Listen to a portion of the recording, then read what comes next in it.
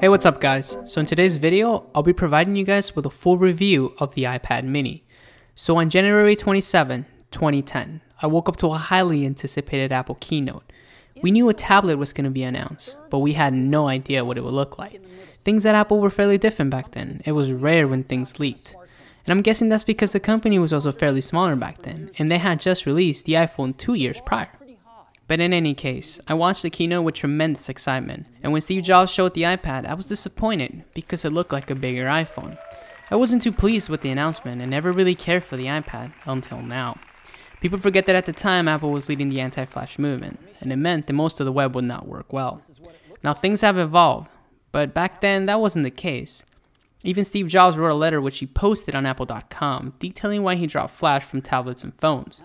It was a huge deal back then. I guess now, after a few software updates, I've changed my mind on the iPad.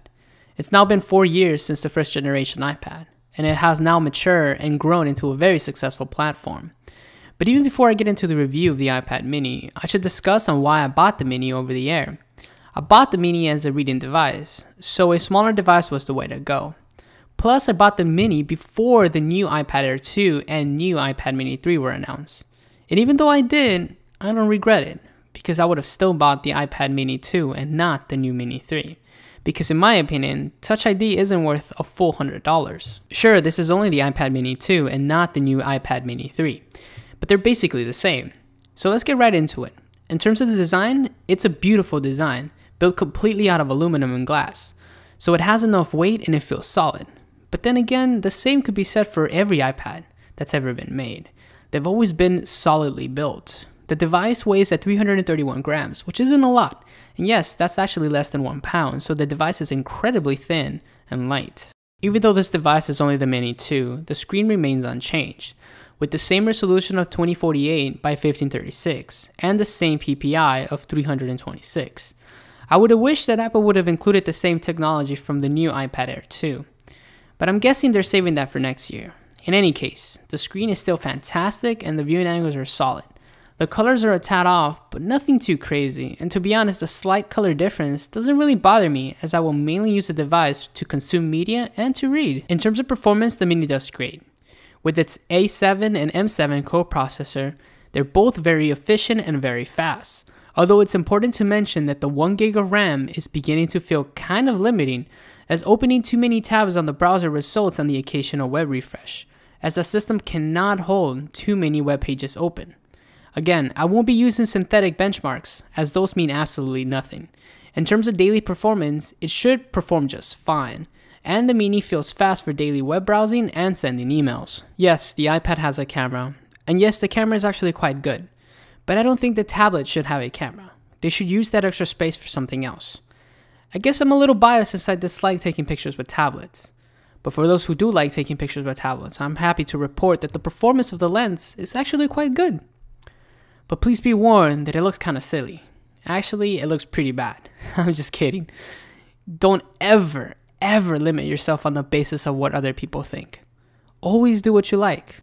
Normally, I don't discuss the prices of devices, unless if they are very expensive or ultra affordable. And in this case, the Mini is in between a rock and a hard place. The new Mini is $100 more than the second generation iPad mini, and the only difference is the Touch ID sensor. Now, in my opinion, everyone should just save the $100 and get the second generation, and that's only if you need a mini now. If you already have a second generation mini, you should not upgrade, as it's not worth it. If you're having trouble deciding between the Air 2 and the Mini 3, consider this. The Air 2 is a speed demon with 2 gigs of RAM and a much faster processor. So if you need optimal performance, the Air is your machine. If you desire a higher PPI with the same battery life and a much portable device, then the iPad mini is a tablet for you. I recommend heading to the Apple Store and deciding in person to see which is the best size for you. So who is this device for?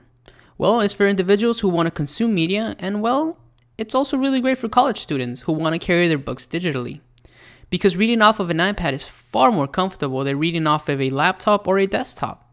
And the superhuman battery life means that you can leave without the wall charger and be absolutely confident that the iPad will not die throughout the day. This device is also great for taking notes and even handwritten notes. Sure, I don't have a stylus, but I have several classmates who use it for writing notes, and they're very happy with the performance and features of the apps that they use. That's definitely something a traditional laptop cannot do. And I guess that's the main reason why tablets have grown, because they provide a unique paper-like experience. A companion that's always on standby for a quick login. And I'll be getting the stylus for my iPad in the next couple of days to use for notes in class and for brainstorming ideas. I'll report back in a future video. To conclude, the iPad mini is one of the sharpest tablets out there. It's not the absolute best, as there are other tablets coming from Android and Windows which are just as good. Again, which one you pick is solely based on your preference and needs. One thing that Apple does dominate is their app selection. They have the largest selection of tablet applications. So if you care for apps, the iPad is a tablet for you. The mini is the lightest and smallest tablet from Apple. So if your needs are portability, the mini is for you. If you desire the best in class in performance, you should definitely take a look at the Air 2. If you guys are interested in the iPad mini, I'll provide a link to the iPad mini 2 and the mini 3, even though I don't recommend paying the extra $100 just for Touch ID. I don't think it's worth it, but hey, that's just my opinion. Anyways, thank you guys so much for watching and subscribing. It is very much appreciated. Be sure to hit that like button as it helps out the channel tremendously. But before I head out, I wanted to share a quote that every new inspiring YouTuber should strive for, and even seasonal veterans. Every new project is an opportunity to do your best work. MKBHD. This is what I strive for in each and every one of my videos. These are definitely words to go by if you're a starting YouTuber. Work hard and do your very best, and great things will happen. Quality over quantity. And well guys, as always, I'll catch you guys next time.